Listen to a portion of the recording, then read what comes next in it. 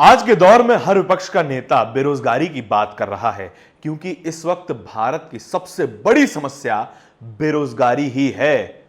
दुनिया भर की संस्थाएं कह रही हैं कि आर्थिक मंदी आने वाली है, लेकिन हमारी वित्त मंत्री कह रही हैं कि चिंताजनक जैसी कोई स्थिति नहीं है। डॉलर मजबूत हो रहा है, रुपया गिर नहीं रहा, और ऐसी ही बचकाना बातों के चलते भारत एक बड़ी ही बुरी आर्थिक स्थिति से जूझ रहा है। हाल में ही नौकरियां निकाली गई हैं और उन नौकरियों के एवज में जिन लोगों ने आवेदन भरे हैं उसकी संख्या कई गुना ज्यादा है। नमस्कार, मेरा नाम है धारण और आप देख रहे हैं India international news. P Chidambaram देश के पूर्व गृह मंत्री और बड़े कांग्रेस के कद्दावर नेता, उन्होंने ट्वीट किया। क्या ट्वीट किया कि उत्तर प्रदेश में ग्रुप सी की नौकरी के लिए 37 लाख लोगों ने, 37 लाख छात्रों ने आवेदन भरा है। और लगभग सीटें कितनी होंगी, आपको अंदाजा है कुछ? सीटें हैं महज 40,000 सीटों के लिए 37 लाख बच्चों ने आवेदन भर दिया। और इस स्थिति को हमारी वित्त मंत्री श्रीमती निर्मला सीतारमण चिंताजनक नहीं बताती हैं। यह बड़ी आम स्थिति है। अगर आम सा गणित आपको करना आता हो, भागाकार करना आता हो, तो इसको लगा लीजिए, 37 लाख बच्चों को डिवाइड करिए 40,000 पदों से, तो लगभग एक सीट पर 92 छात्रों का कंपटीशन है। 92 छात्रों का। जो लोग आरक्षण पर रोते हैं कि आरक्षण के चक्कर में हमें नौकरियां नहीं मिल पा रही, उनसे यह सवाल पूछा जाए कि आप अपनी सरकारों से यह सवाल क्यों नहीं करते कि वो सीटें ज्यादा क्यों नहीं निकालते, कॉलेज यूनिवर्सिटीज में सीटें ज्यादा क्यों नहीं हैं, भर्ती प्रक्रियाओं में पद ज्यादा क्यों नहीं हैं। हजारों पद उत्तर प्रदेश में खाली हैं, हजारों पद रेलवे में खाली हैं, लेकिन रोना सिर्फ आरक्षण को लेके है। इनको बेरोजगारी नहीं दिखाई देगी, इनको खाली पद दिखाई नहीं देंगे, लेकिन एक व्यक्ति का, कमजोर बैकग्राउंड से आने वाले व्यक्ति का नौकरी पा जाना उनको आंखों में जरूर चुभेगा, लेकिन इनको बेरोजगारी पर सवाल नहीं करना। CMIE का डेटा क्या कहता है? Centre for monitoring Indian economy, ये एक संस्थान है जो कि भारत की अर्थव्यवस्था पर नजर रखती है और हर क्वार्टर में अपना डेटा निकालते हैं कि भारत की अर्थव्यवस्था में असल में चल क्या रहा है।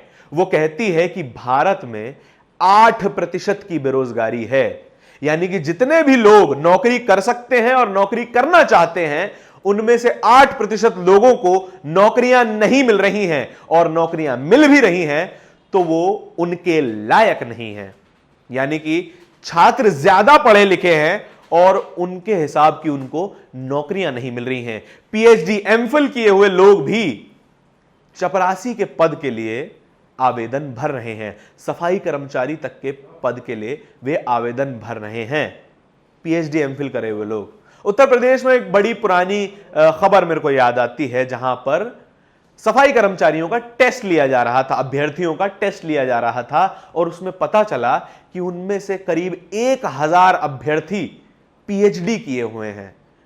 PhD करे हुए व्यक्ति को भी सफाई कर्मचारी की पोस्ट के लिए आवेदन भरना पड़ रहा है। इतनी बुरी स्थिति है रोजगार की। हम आज ही एक इकोनॉमिक एक्सपर्ट अरुण कुमार जी से बात कर रहे थे। हमने उनसे सवाल किया कि जो आर्थिक मंदी के बारे में वर्ल्ड बैंक, IMF जो चेतावनी दे रहे हैं, उससे भारत को जो है कम असर पड़ेगा। उन्होंने कहा ऐसा नहीं है, क्योंकि रोजगार की जो स्थिति इस वक्त भारत में बनी हुई है, उससे आने वाले समय में भारी मंदी आने वाली है और पूरे भारत की कंपनियों की कमाई, सरकारी और प्राइवेट दोनों, उनकी कमाई 10% से घट जाएगी। अगर 10% से कमाई घटेगी तो उसी अनुपात में नौकरियां भी जाएंगी, यानी एक तो बेरोजगारी, ऊपर से जॉब लॉस।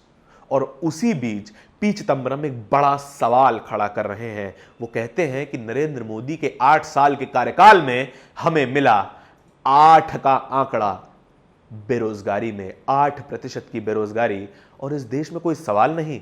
टीवी मीडिया महज हिंदू मुसलमान, मंदिर मस्जिद में लड़ा रहा है और आपके सरकार के सवाल नहीं। ये तो ऐसा नहीं चल सकता। असल में टीवी मीडिया उन्हीं सवालों को उठाता है जो एक पार्टी के समर्थन में हो, एक पार्टी को पॉलिटिकल बेनिफिट दिलवाने के लिए हो, क्योंकि उनकी वैचारिक सहमति है। वे सेक्युलर तब हो जाते हैं जब कोई और नेता कुछ बयान दे दे। लेकिन जब नरेंद्र मोदी हिंदू रीति रिवाज के हिसाब से संसद का जो है वो शिलान्यास करवाएं, तब हम सेक्युलर नहीं होते, तब हम एक हिंदू राष्ट्र होते हैं। शायद हम हिंदू राष्ट्र बन चुके हैं, लेकिन सवाल वहीं के वहीं खड़ा हो जाता है, हिंदू राष्ट्र में भी कमाएंगे क्या, खाएंगे क्या? अगर नौकरी ही नहीं होंगी, महंगाई होगी, बेरोजगारी होगी, तो कमाने खाने के तो लाले उनके भी पड़ेंगे जो आज हिंदू हिंदू चिल्ला रहे हैं, और उनके भी पड़ेंगे जो सवाल उठा रहे हैं। आपको क्या लगता है कि इस देश में बेरोजगारी है कि नहीं, और टीवी मीडिया क्यों इस सब के बारे में बात नहीं करता? कमेंट सेक्शन में जरूर बताइएगा। धन्यवाद।